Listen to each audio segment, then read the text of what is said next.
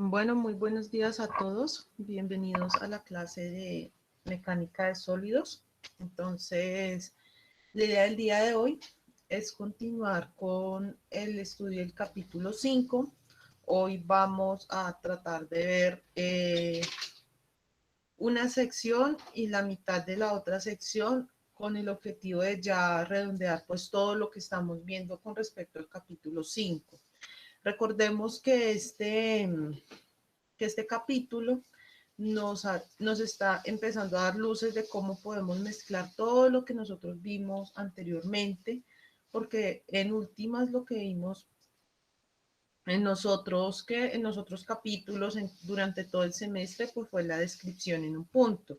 Y si bien con eso hemos construido toda una teoría alrededor del comportamiento del sólido en ese punto, pues no es suficiente para describir todo el sólido, ¿cierto? Entonces, básicamente lo que hace este capítulo 5 es explicarnos nosotros por qué vamos a suponer de aquí en adelante una cantidad determinada de suposiciones a lo largo de todas las materias que ustedes vean en las estructuras. Por lo menos vimos por qué que es un movimiento rígido, porque básicamente se le colocan apoyos a las cosas. Eso fue lo que vimos la clase pasada, porque hay que caracterizar bien un apoyo, porque debemos nosotros tener muy clara, por ejemplo, la diferencia entre lo que es un apoyo empotrado, un apoyo en rodillo. Bueno, hay que tener muy claras las condiciones de estos tipos de apoyo, porque así es como vamos a caracterizar la forma en que se deforma, la manera en que se deforma pues nuestro sólido, ¿cierto? Hablando de sólido como si fuese una edificación, ¿cierto? Puede ser pues cualquier estructura, puede ser un puente, un edificio, bueno, lo que sea, una viga, que es pues como el clásico ejemplo.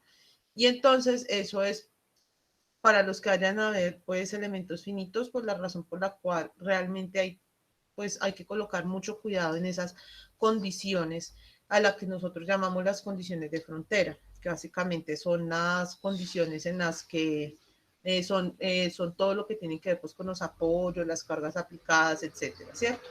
Entonces, de pronto los que dan elementos finitos van a ver que eh, se le pone mucho cuidado sobre toda la parte de condiciones de frontera, porque eso es, si ustedes no definen bien eso, pues cambia definitivamente el comportamiento del sólido, ¿cierto? Y que incluso pueden empezar a aparecer movimientos rígidos, por lo menos ese tema de los movimientos rígidos es muy común que aparezca en la dinámica. Cuando yo estaba viendo dinámica de estructuras con el profe Hurtado, los últimos temas que vimos, que ya es tratar con cargas que uno casi no ve, que son por lo menos cargas explosivas, todo eso, ahí aparecen muchos movimientos rígidos, porque lo que trata de hacer la explosión es como arrancar el elemento de su apoyo, ¿cierto? Entonces, como si el elemento no estuviese apoyado. Entonces, eran unos elementos bastante complicados de manejar.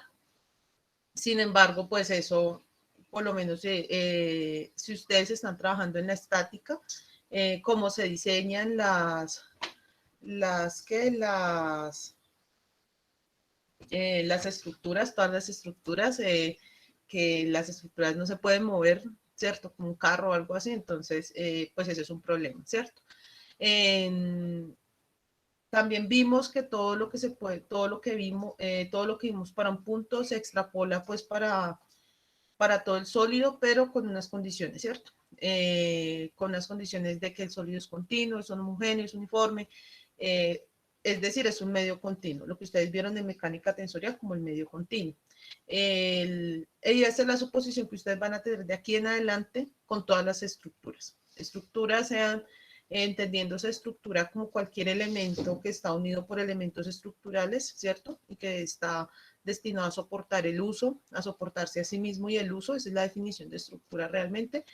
Entonces, por eso es que dentro de estructuras entran puentes, entran edificios, que son pues lo que ustedes conocen como edificios, ¿cierto? Donde los seres humanos desarrollan sus actividades. Entonces, básicamente este capítulo 5 explicó todo lo que, el por qué ustedes van a tomar todo eso. Por eso es que esta materia antes se veía en octavo, noveno semestre, y entonces cuando pues yo la vi por lo menos en octavo, noveno semestre, y cuando llegué pues a esa materia, yo, con razón hacíamos esto, con razón hacíamos lo otro. Ahora ustedes ya saben por qué toman ciertas condiciones, ¿cierto? Y por qué en ingeniería civil, sobre todo en la parte de estructuras, se toma con especial cuidado sobre todo la caracterización de cargas y la caracterización de apoyos. Y van a ver que los profesores son muy cansones con eso. ¿Listo? Entonces, ese es el capítulo 5. Les quiero explicar primero un principio, que es el principio de San Venant, y creo que es el principio que más se aplica en las estructuras. Voy a saltar un poquito, voy a pasar del 5.7 al 5.11, pero ¿por qué les quiero explicar esto? Porque este es la razón por la cual ustedes pueden prácticamente aplicar todo el título B de la NSR 10 por el principio de San Venant. Entonces, el principio de San Venant que nos dice básicamente, bueno, realmente nosotros no tenemos cargas, cargas uniformemente distribuidas, nunca las vamos a tener, ¿cierto? Entonces, pues es muy difícil. Tiene que ser, no sé, un tanque o algo así, ¿cierto? Pero en general en las edificaciones nosotros no tenemos ese tipo de carga, ¿cierto? Por ejemplo, cuando ustedes consideran la carga de sismo, la carga de viento, realmente eso no es una distribución completamente triangular, no es una distribución, por lo menos en el caso del sismo y en el caso del viento, que esas son cargas eh, que cuando ustedes las vean o de pronto ya las vieron en análisis básico, eh, cuando ustedes las vean, ustedes van a ver que los profesores van a decir, no, eso es un triángulo, o no, eso es tal cosa, ¿cierto? Pero realmente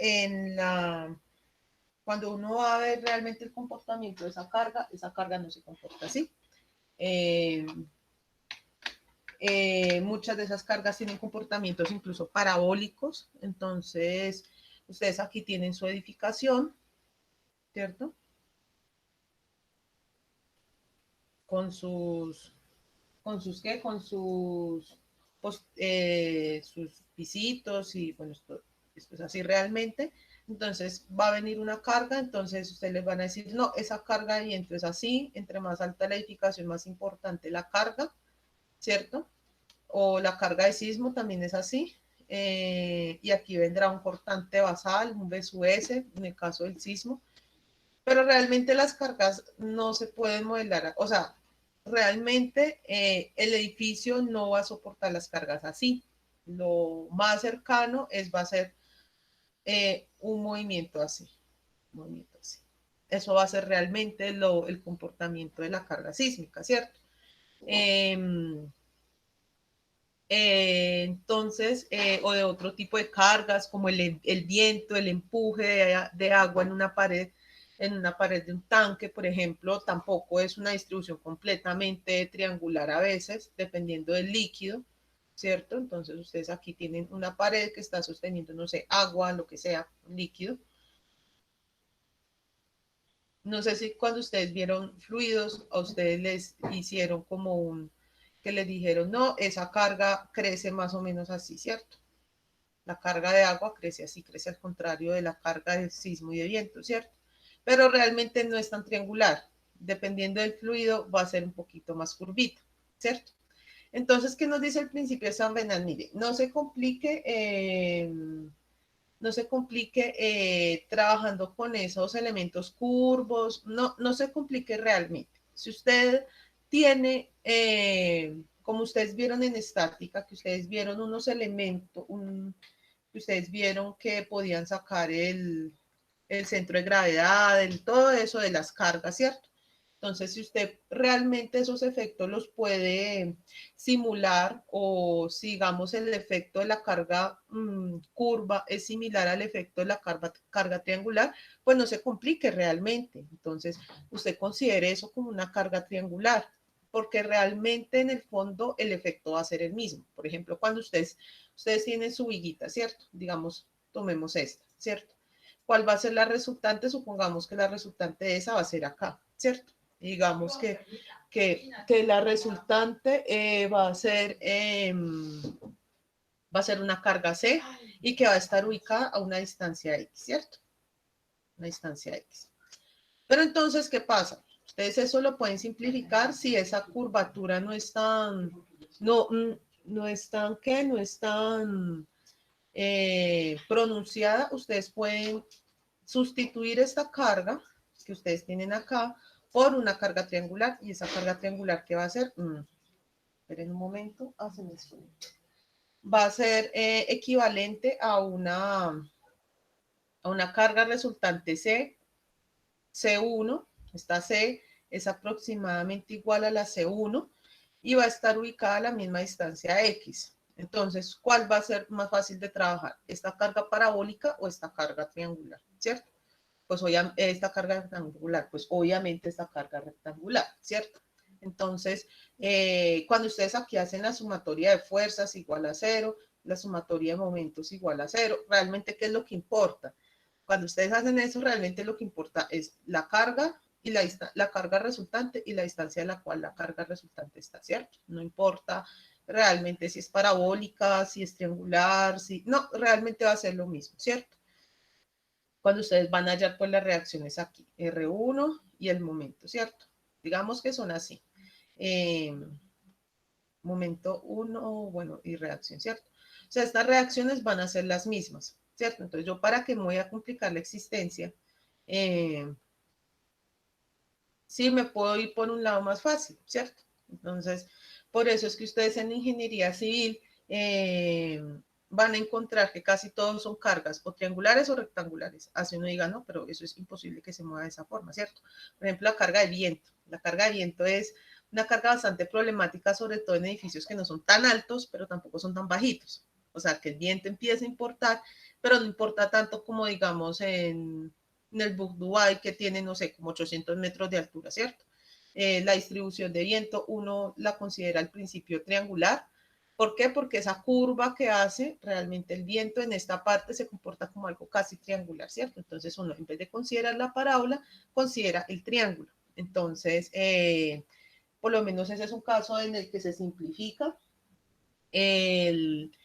Entonces, básicamente el principio de San Venán que nos dice, bueno, si usted tiene una carga parabólica, pero esa carga parabólica, bueno, de la forma que tenga, realmente se puede simular como una carga más sencilla y cuyos efectos van a ser los mismos, pues, hombre, váyase por la carga más sencilla, ¿cierto?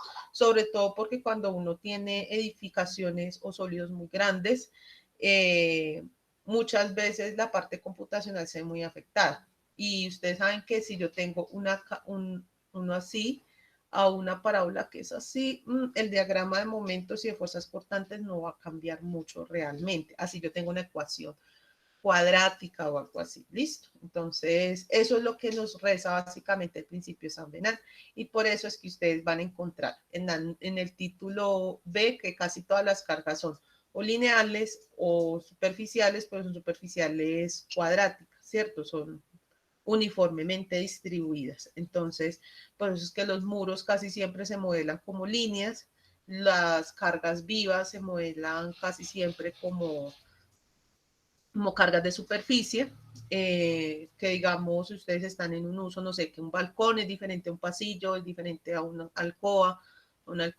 a una bodega, a una biblioteca. Todas esas cargas distribuidas van a ser uniformemente distribuidas. Y que ya las simplificaciones que se hacen con respecto al viento, pues obedecen a este principio. Básicamente eso es lo que explica el título B. Eh, eh, y que por eso también se trabaja como con cargas promedio. Entonces, que ustedes trabajan con las cargas promedio, entonces ustedes tienen que la bodega trabaja con una carga promedio, no sé, de 500 newton metro cuadrado, ¿cierto? 0.5 kilonewton metro cuadrado, un ejemplo, ¿cierto? Entonces, los efectos de más o menos carga se pueden despreciar. Digamos que tengo 501, se puede despreciar porque en el fondo yo estoy mayorando la carga, ¿cierto? Entonces, se puede despreciar, puedo aumentarla por otro lado. Y todo eso obedece al principio de San Venancio. Ustedes van a encontrar que en sólidos todo obedece a dos principios realmente. O sea, toda la materia de sólidos se puede resumir en tres elementos básicamente, perdón. En los medios continuos, entonces que estamos trabajando con medios continuos, así ustedes vean que el concreto es un material que no es homogéneo, obviamente es un material heterogéneo porque ustedes pueden ver sus componentes, pero bueno, se asume que es homogéneo porque sus propiedades son iguales en todo el sólido, ¿cierto? Bueno, asumimos aproximadamente igual. Ya después ustedes de pronto algunos se irá como yo me fui por el lado de las estructuras probabilísticas, entonces ahí se van a encontrar que el material no es tan homogéneo como nosotros pensábamos, pero pues ustedes aquí en el pregrado van a considerar que su material es homogéneo, es uniforme, es continuo, entonces su concreto va a ser el mismo, su concreto de 21 megapascales va a ser el mismo acá en la China, en donde sea, entonces por eso es que ustedes pueden aplicar todo eso. Entonces, primero, que sus materiales son medios continuos.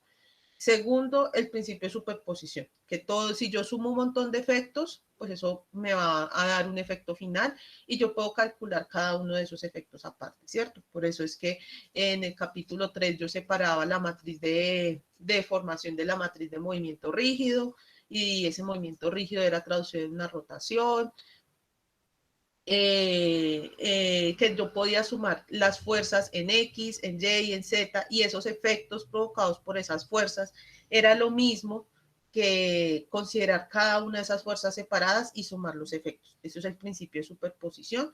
Y tercero, el principio de San Venante, que yo puedo simplificar las cargas de una manera que tenga una carga más sencilla de considerar, pero que me genere unos efectos similares. ¿Listo? Como nosotros estamos acá en el campo de las pequeñas deformaciones, por eso es que podemos considerar eso. Cuando nosotros ya pasemos al campo de las grandes deformaciones, cosa que no vamos a considerar en sólidos, pues ya esa carga sí no se puede reemplazar, ¿cierto? Todo bajo el régimen de las pequeñas deformaciones. ¿Hay alguna duda hasta acá?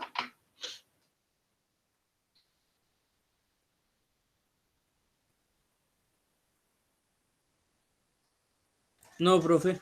No, bueno, entonces, mejor dicho, lo que cuando yo vi sólido, lo que nos decían era que sólido era como la filosofía de las estructuras, básicamente. Entonces, que a nosotros, eso nos explicaba el porqué de las estructuras, por qué nosotros consideramos las estructuras como las consideramos hoy en día. Por eso es que como nosotros consideramos, por ejemplo, nuestra estructura como material elástico o casi elástico, por eso es que nosotros estamos en el régimen de las pequeñas deformaciones.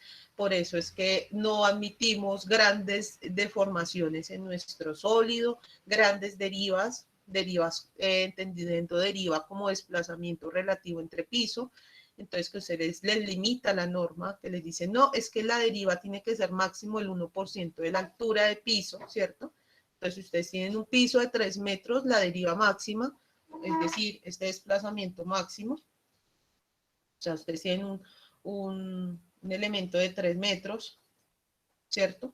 De un piso, una casita normalita, ¿cuál va a ser la deriva máxima de esta casa? Pues 3 centímetros, ¿cierto? Siendo en concreto y siendo nueva, ¿cierto? O sea, ¿qué tanto se puede hacer así? Eso es realmente lo que dice, suponiendo que no se puede mover de los apoyos, máximo 3 centímetros. Y por eso es que las casas se deben separar mínimo 3 centímetros de la edificación, ¿cierto? O mínimo 1% de la altura total. Entonces, esa es la razón porque nosotros nos movemos en las pequeñas deformaciones. El concreto no admite grandes deformaciones, admite son pequeñas deformaciones. En el acero ella admite un poquito más, pero de todas maneras se conservan este tipo de suposiciones. Entonces, mejor dicho, la NSR10 es un tratado completo de pequeñas deformaciones. Entonces, como a partir de las pequeñas deformaciones, a partir de una suposición de cargas lineales, uniformemente distribuidas, yo puedo hacer toda una norma. Entonces, miren realmente la importancia de esto. Obviamente eso tiene un poquito más de profundización, pruebas de laboratorio, bueno, etcétera, ¿cierto? Cosas que ustedes ven en otras materias como diseño básico, diseño avanzado, análisis avanzado y de pronto pues ya los que se quieran ir por la parte de estructuras que realmente es una de las partes más bonitas de la ingeniería civil, entonces pues ya se encontrarán con el porqué de eso, ¿cierto? Entonces ya saben el porqué de la NSR10, es un completo tratado de pequeñas deformaciones. Ah, bueno, y de materiales y bueno, ya aparecerá el título y poniéndole que se tiene que diseñar bien, pero pues eso son otras, ya son cuestiones legales, ¿cierto? Como es una norma, debe tener cuestiones legales. Entonces, básicamente esto es la explicación de la NSR10. ¿Por qué la NSR10 es así, cierto? Entonces, Songo Sorongo ya entendimos por qué esas normas son así. Las normas, por ejemplo, cuando uno habla de estructuras nucleares, eso no trabaja en el campo de las pequeñas deformaciones, sino de las muy pequeñas deformaciones. Entonces, incluso se hacen muchísimas más restricciones porque una central nuclear, una característica es que no puede tener grietas, entonces, porque por las grietas se sale la radiación, ¿cierto? Entonces, es mucho más estricto el diseño en este caso, esas pequeñas deformaciones ya van a ser mucho menores, el concreto va a ser mucho más rígido, entonces eh, esta teoría cambia un poquito, pero como nosotros estamos en ingeniería civil, entonces pues podemos trabajar con eso.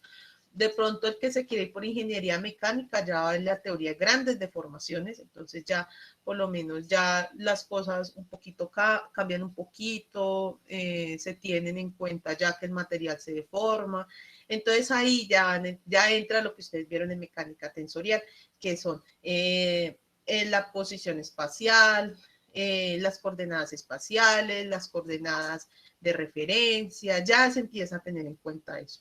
Aquí no, sí, aquí yo no les dije, vamos a hablar del X mayúscula, del X minúscula, la derivada material, no, nosotros no vamos a considerar eso, porque al hacer esa simplificación de pequeñas deformaciones, las coordenadas espaciales son casi iguales a las coordenadas materiales, ¿cierto? Entonces, por eso es que sale toda esa teoría. Mire, toda la teoría que sale después de eso.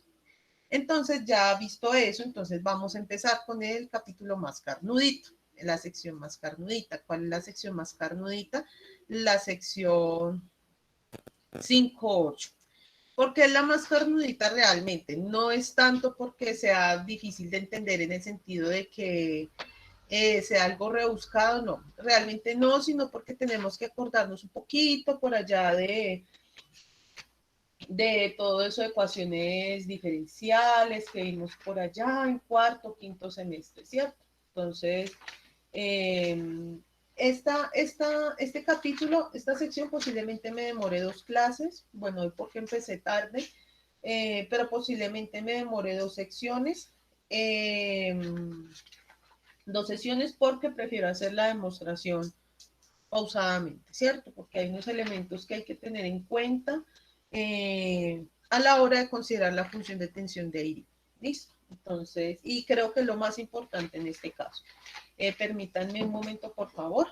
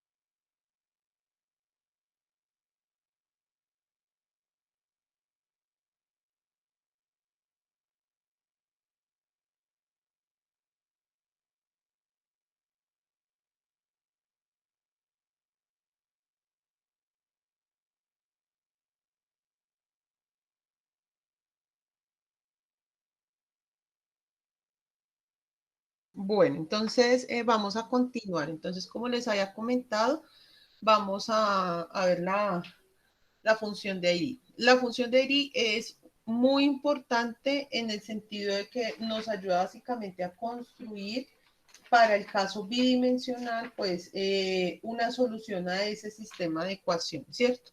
Recuerden que nosotros teníamos unas ecuaciones diferenciales, que esas ecuaciones diferenciales era un poquito complicado de resolverlas porque, ¿por qué? Porque en el fondo no teníamos elementos para solucionarla, ¿cierto? Elementos para solucionarla, como por ejemplo el número de ecuaciones necesarias para el caso, sobre todo para el caso en 3 dimensiones y en 2 dimensiones, es muy complicado resolver ese sistema realmente.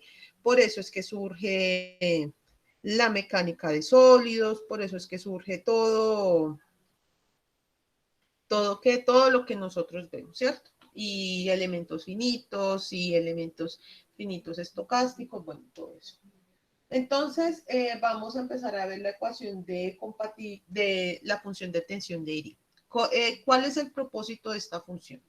El propósito de este tipo de funciones, realmente esta no es una única función, la teoría de Airy no solo se aplica a las ecuaciones que nosotros vemos en el capítulo 5.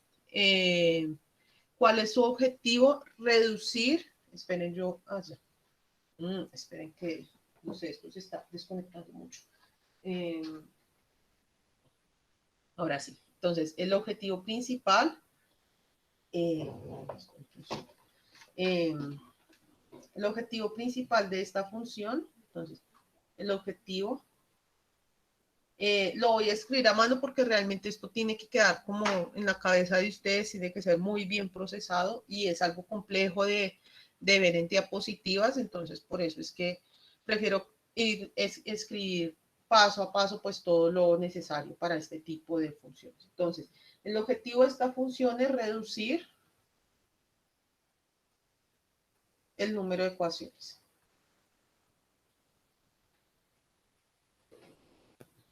O sea, si estoy, número de ecuaciones.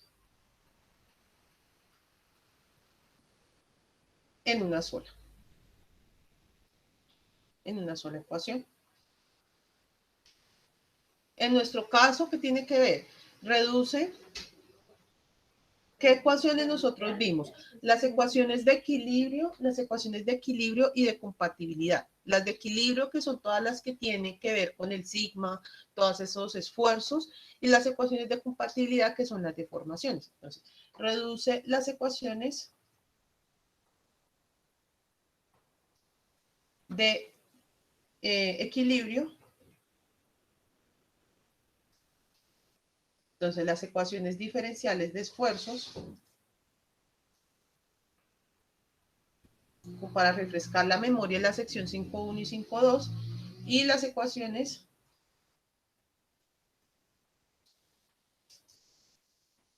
de compatibilidad, que eran las 6 ecuaciones que ustedes vieron no solo ahorita en mecánica de sólidos, sino también, perdón, sino también en mecánica tensorial, y las ecuaciones de compatibilidad, ecuaciones diferenciales relativas a las deformaciones,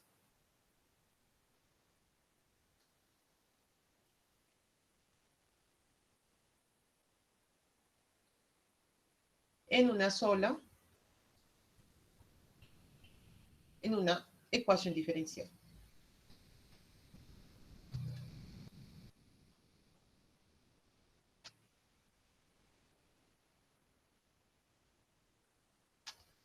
Eso es lo que hace la teoría de Airy.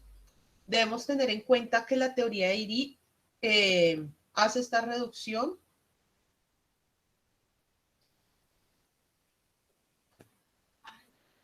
bajo la suposición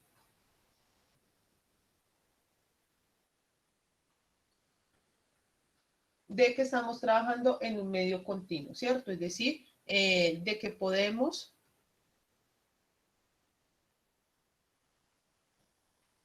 trabajar con funciones continuas.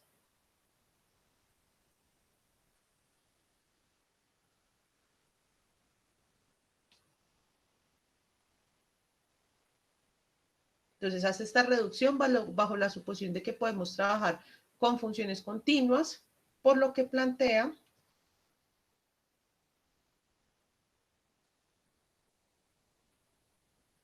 una función auxiliar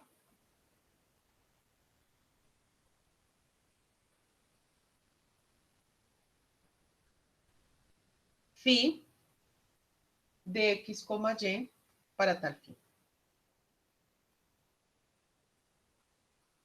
Listo, entonces, lo que va a hacer esta función de ID es, basándonos en esa suposición de funciones continuas, es decir, funciones que están definidas en todo el dominio y que se pueden derivar, entonces, este tipo de teoría coge esa función phi y entonces a partir de ese phi va a definir esfuerzos, todo eso, y entonces va a construir una única ecuación diferencial. Esta teoría, esta teoría únicamente se aplica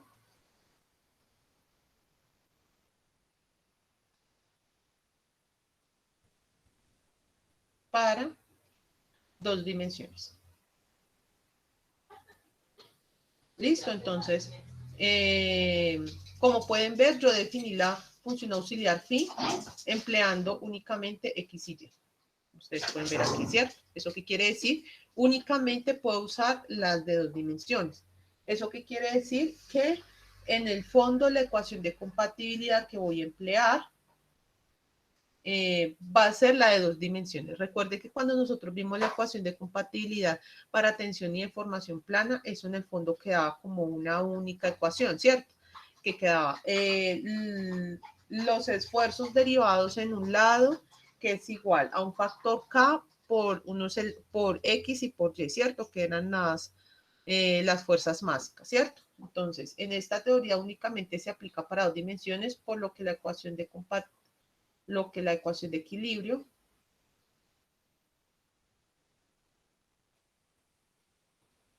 la ecuación de compatibilidad en dos dimensiones quedaría de la siguiente forma.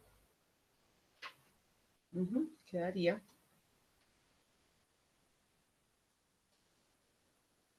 entonces sería la derivada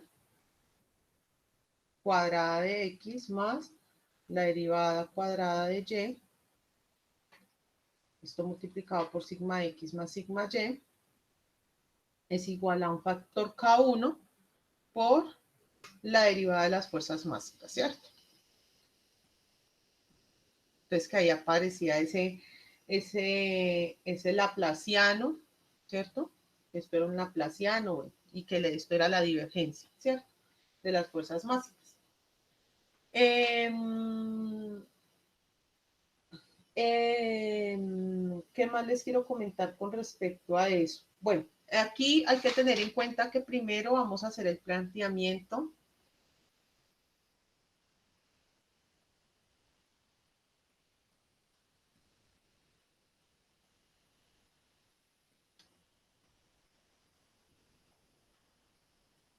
para un punto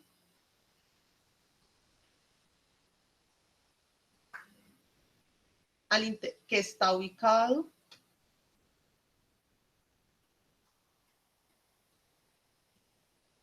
en el interior del sólido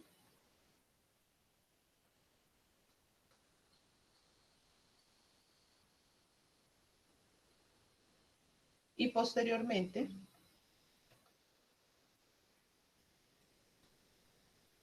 trabajaremos con la frontera.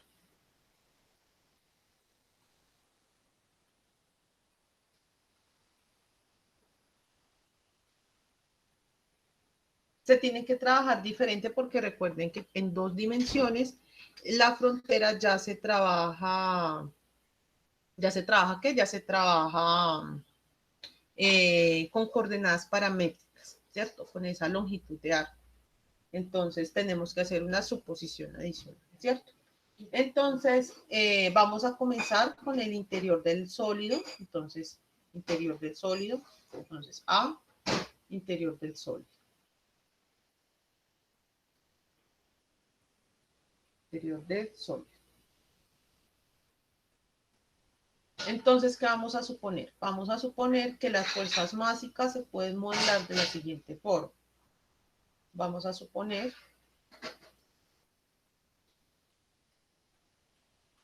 que las fuerzas básicas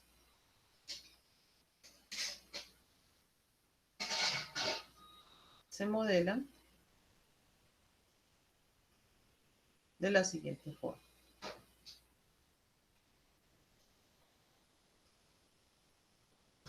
Dos puntos. Entonces, como estamos trabajando en dos dimensiones, entonces vamos a suponer las fuerzas básicas únicamente en dos dimensiones, ¿cierto?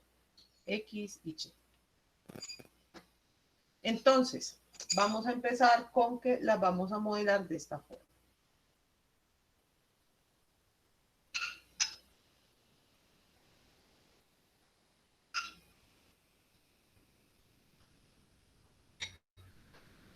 ¿Esto qué quiere decir?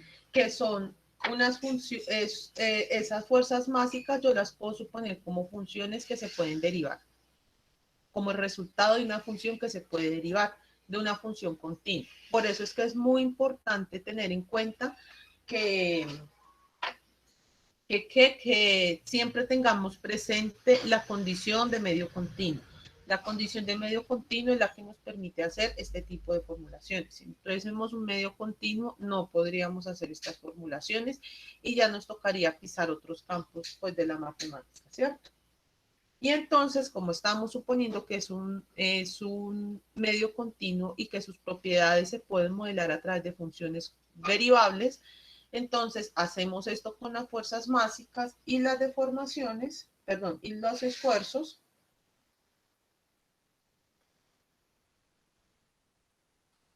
Y los esfuerzos se pueden, se pueden formular así.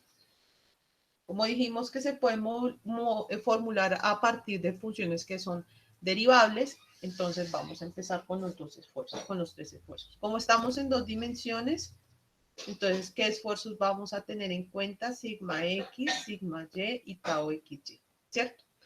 Entonces, sigma X es igual a la derivada al cuadrado de phi de X, Y con respecto a de Y cuadrado más mi función b de x, ¿cierto? Porque esto hace que dependa de esas fuerzas básicas. Sigma y es igual a una función phi de x, y con respecto a de x cuadrado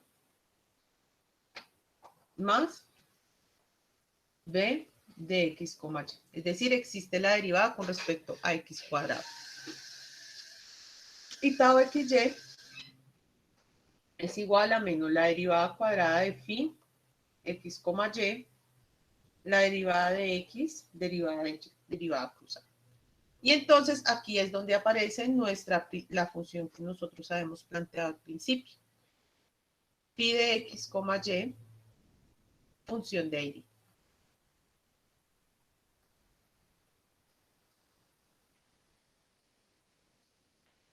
Listo.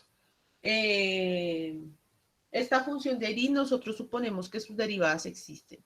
Entonces decimos que phi es una función continua.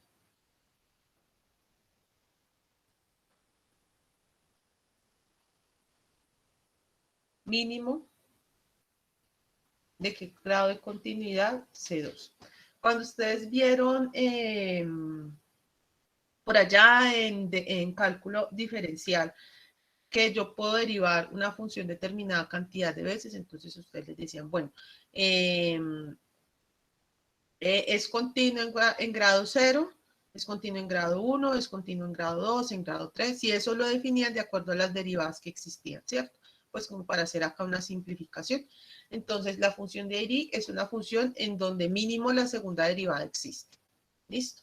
Entonces, la C0 es que es continua en todo su dominio, está definida en todo su dominio. La C1 es que la primera derivada existe y la C2 es que la segunda derivada existe, ¿cierto? Entonces, mínimo necesitamos que la segunda derivada exista. Entonces, ¿Qué hora es? Sí, creo que alcanzamos a hacer un poquito. Entonces, ¿qué vamos a hacer? Vamos a tomar estas ecuaciones, la primera, segunda, la tercera, y las vamos a derivar. ¿Listo? Entonces, ¿por qué las vamos a derivar? Porque miren que aquí en esta ecuación tenemos derivadas al cuadrado, ¿cierto? Entonces, tendremos que tener todas estas derivadas presentes para poder reemplazar esas derivadas que vamos a hallar en esta ecuación y transformar todas esas ecuaciones que vimos en una sola ecuación. Entonces, vamos a derivar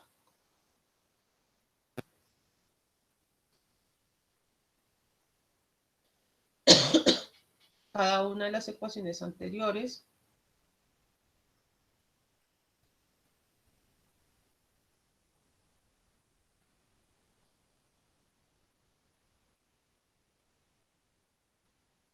por lo que obtenemos.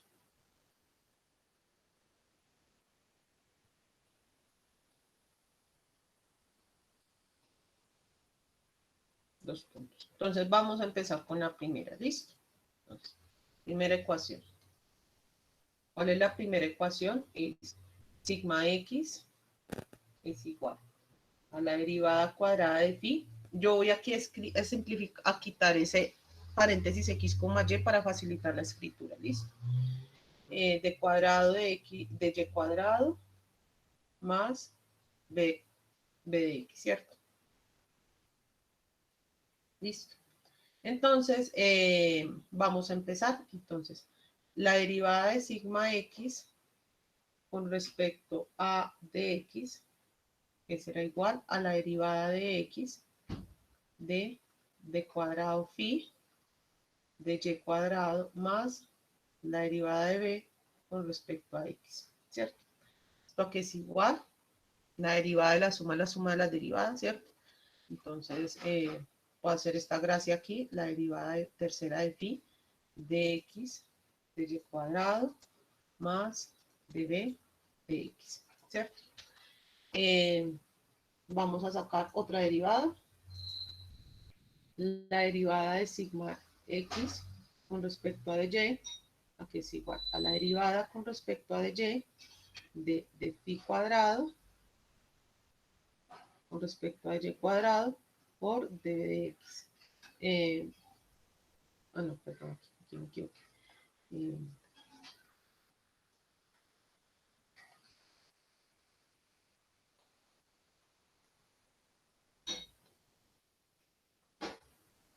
¿Cierto?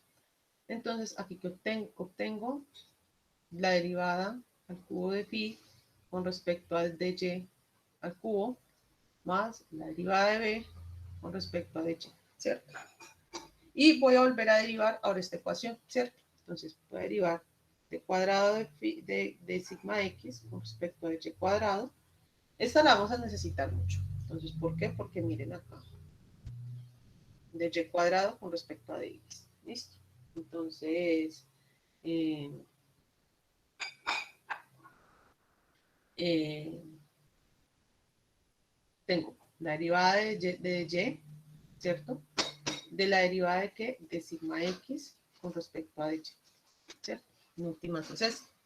Pero yo ya tengo esta derivada. Entonces sería la derivada de y que multiplica de phi de x con respecto a y al cubo más de b de y, ¿cierto? Esto que va a ser igual, va a ser igual a d a la 4 de phi con respecto a de y a la 4 más d al cuadrado de b con respecto a de y al cuadrado, ¿cierto? Y entonces vamos a hacer lo mismo con la derivada al cuadrado de sigma x con respecto a dx cuadrado es igual a d con respecto a y con respecto a x de sigma x con respecto a dx, ¿cierto? ¿Esto qué va a ser igual? Esto va a ser igual a la derivada de dx. Esto ya lo había hallado acá, miren, aquí ya lo tengo. Entonces, d al cubo de phi sobre d de x de y cuadrado más de b de X. Entonces, ¿cómo me quedaría? D a la 4 de phi con respecto a X al cuadrado de Y al cuadrado más D cuadrado de B con respecto a X cuadrado. ¿Hay alguna duda con respecto a estas derivadas?